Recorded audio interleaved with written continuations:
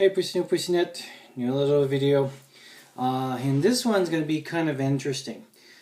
The reason is that it's going to be a video response to a video response that I did a long time ago actually, and I'm starting to get some comments. So I don't know how come people are watching my video, but anyway, on that one, we'll do a little bit of clarification and explain a little bit better what I was meaning in that thing.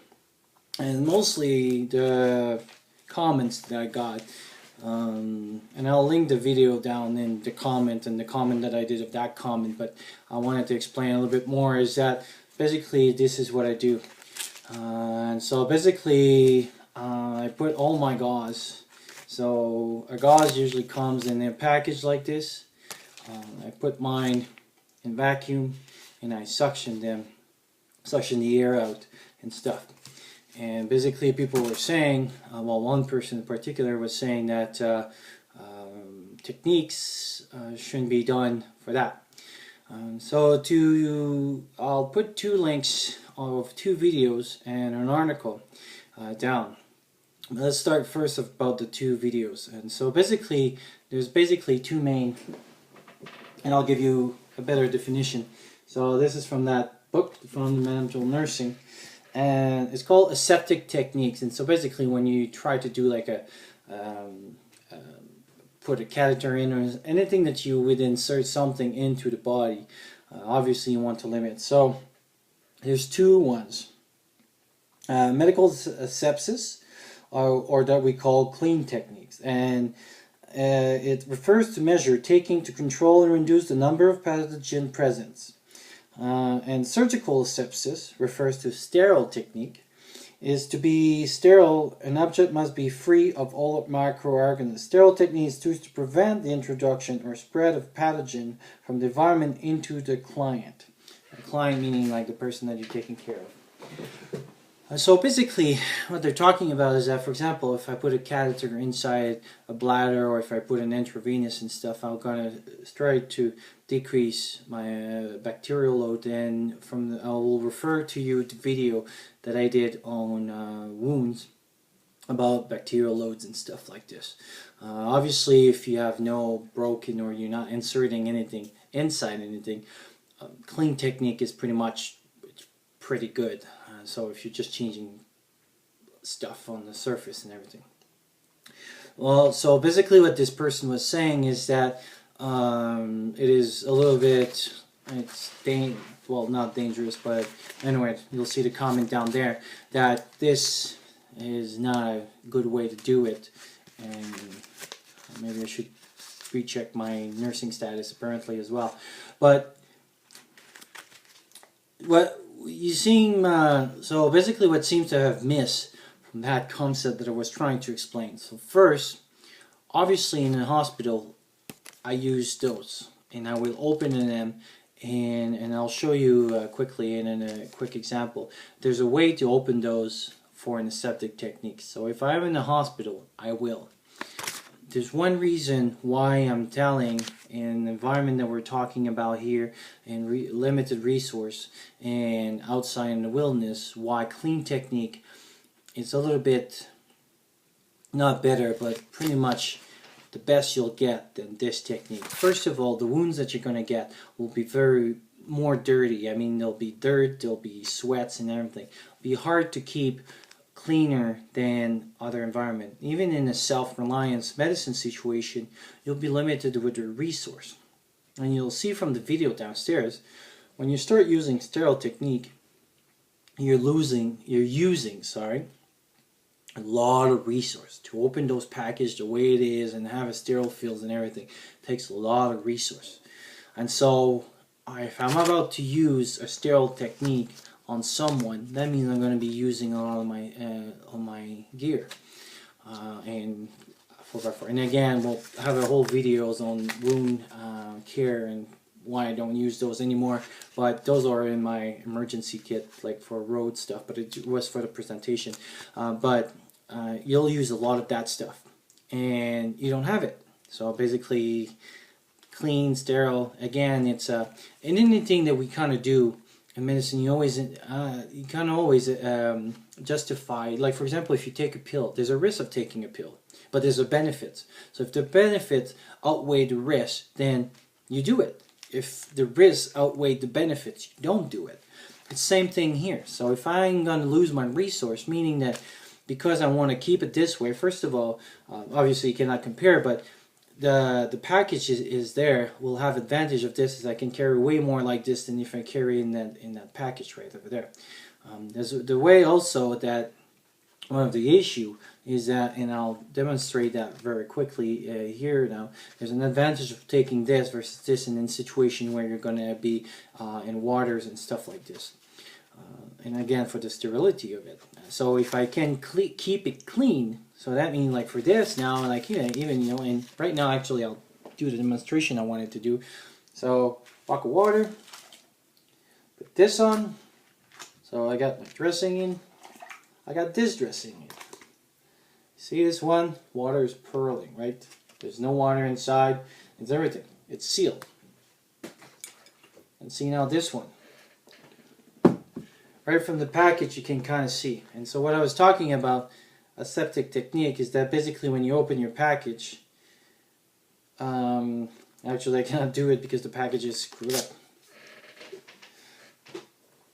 This is, my thing is, and I didn't leave it very long, but now the package has been contaminated and it's been not protecting as well. And this is a little bit wet. Obviously I didn't leave it long enough. I didn't leave it a long time here, but the package will, and this is kind of wet a little bit. It's not as wet as I would like, but the package will, as you can see, it's been compromised. It will lose a little bit is plastic, and if it would have left longer than this, and this was what, maybe 10-15 seconds, and if I leave it for like an hour or 2 hours, this package, you see, like it's already kind of different than what it was. It protected a little bit, but there was still a little bit water kind of feeling. It felt a bit moist there. And that was for 15 seconds. So imagine an hour or 2 hours, and imagine now that you, I don't know, there's been a flood or something, and you lost your stuff. This is not sterile anymore. Your sterility is, as soon as the package is compromised, you lost your sterility. So now, also now, not only that you lost your sterility, but you lost your cleanness of your dressing. This one, I could have left it for hours and hours. It's protected. That's what it's made for. It's sealed. And so basically now I can leave this as many times as I want. I won't lose the cleanness of my dressing. Versus this, I will lose anything. So risk benefit, I'm going with this hands-on. The other thing as well is I was, well, there was mention of, because I'm keeping my staples in a package like this. This is I use in last resort, and most of the time, in other videos I talk about that I don't use it for suturing and stuff. I don't believe in suturing in condition that we're working in. So this I'll use mostly for scalp laceration. They're awesome for cutting the bleeding because you can lose a lot of bleeding. Again, risk benefits. If I inject an injection in the head, yeah, I may, but stopping the bleeding will be my priority versus the infections. And this, now that it's clean, again, same processes that I just showed. If I kept it in its original box, the original box is made for keeping it in a hospital setting or something that is dry. This now I can carry in my bag. If I lose my bag, in the river or something like this, this will still be protected. This I'll still be able to use. Not as sterile as I would like to, not as clean, but clean for sure. So my clean technique, again, an advantage versus the sterile technique for the other ones. And also the articles also that I put down, there have been some studies. The environment that you're going to work on, they say that it shouldn't be maybe part of your stuff. But for example, if you have a healthy person, doesn't have any immunocompromise, and again, the videos that I did on, and I'll put the link because I've been mentioning a lot of it.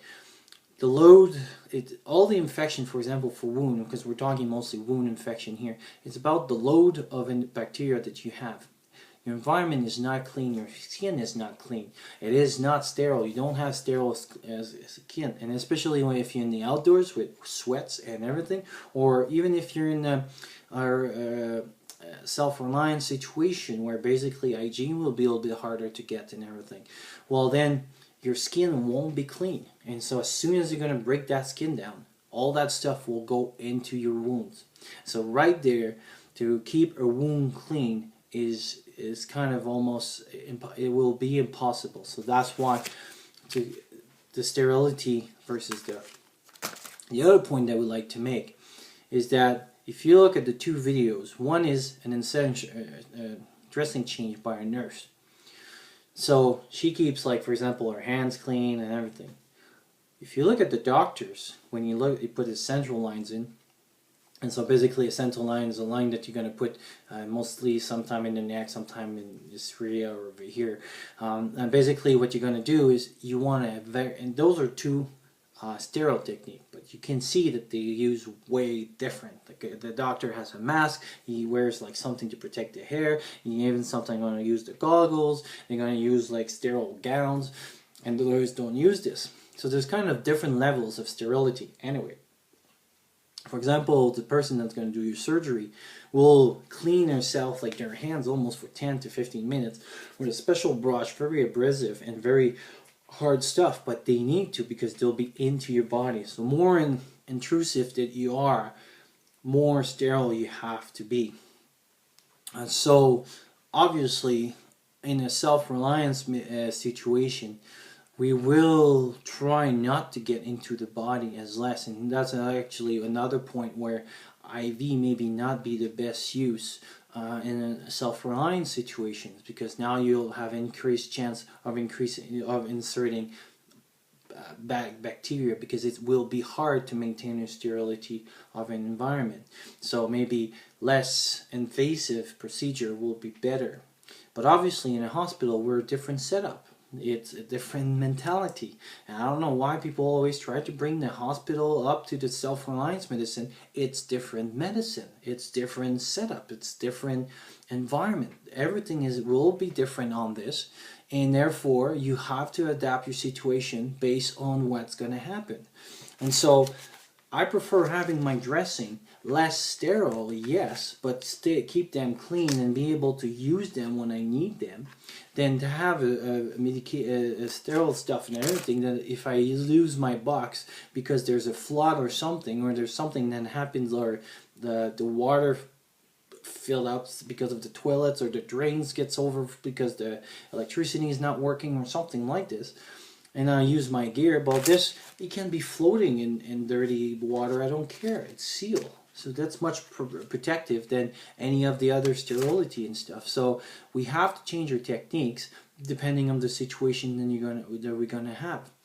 So basically, this is what I wanted to talk about, is that yes, you'll hear about sterile technique, and yes, in the hospital we'll do things differently, but also don't forget that in the hospital there's probably more bugs in the hospital than there is in your home.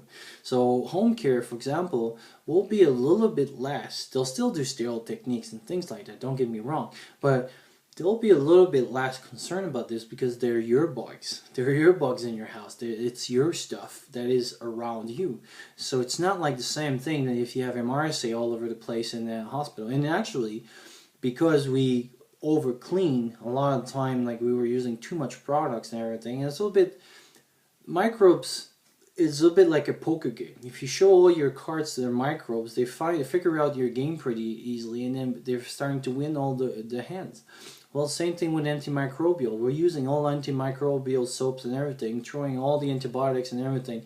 We're throwing all the big guns. Well, the antibiotics, the microbes are not too stupid. They will find a way to adapt, and they will find a way to beat your hands. And it takes a little time to do it, but they're doing it. And so the big bugs that we have now in the hospital and everything, I've been creating because we've been using too much product and everything. Does that mean that we have to not clean our hands and everything? No, that's not what I'm saying. But I'm saying there's a limitation of the sterility that we need to keep our stuff, and there's a way of doing it things, and that's why I'm using this way for all the reasons that I explained. So anyway, hopefully that was not too much of a rant and makes things a little bit more clear, and I'll talk to you.